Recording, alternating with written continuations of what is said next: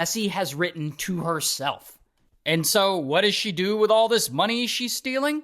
Of course, she goes and gambles it all away at the casinos, playing as much as she can, hitting up the bars and whatnot. Sometimes she'll even go shopping and she'll buy herself a bunch of shit.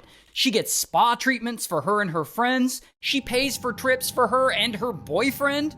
Now, her boyfriend doesn't know that she's stealing all this money. I mean, she's actually been lying to him too, and saying that she has a job as a dental assistant. In fact, she'll put on scrubs every day and leave the house like, "Bye, honey," and she'll stay gone for hours as if she's gone to work. But she's actually out at the casino. And if all that isn't awful enough, it actually gets much worse. Because a few years pass, and it's now 2018. And by this point, Jessie has stolen a lot of money from her friend Lynn, about $140,000. And she's gambled it all away, and there's not really much more that she can take. So now, with all that liquid cash gone, Jessie sets her eyes on Lynn's estate, which she can't get access to until Lynn is dead. Which means she's got to come up with a way to make sure that Lynn dies. Now, poor Lynn, she's still having a lot of health problems, and doctors are still having trouble diagnosing her, and Jessie is still her caregiver.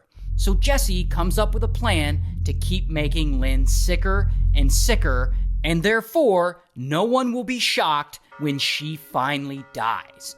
People will just think that she died from natural causes or whatever. So Jessie gets to work on this plan. First, she starts cutting Lynn off from seeing other people. Like, if one of Lynn's friends tries to set up a visit or something, Jessie will be like, "Oh no, sorry, Lynn is too sick for visitors." Then she starts mixing small amounts of Visine, like the eye drops, into Lynn's water or vodka. Visine actually has tetrahydroxylene in it, which, if you drink it, it can poison you and make you sick. And if you drink too much of it, you could actually die. So Lynn unknowingly drinks this stuff, and she gets super sick.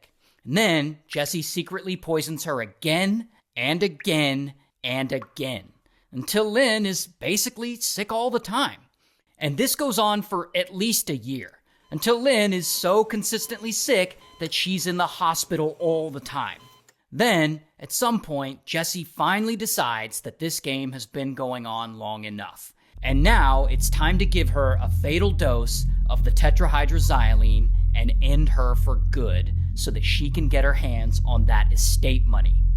So one morning, Lynn is at home. She just got out of the hospital and is recovering. And Jessie, she's at Lynn's house doing her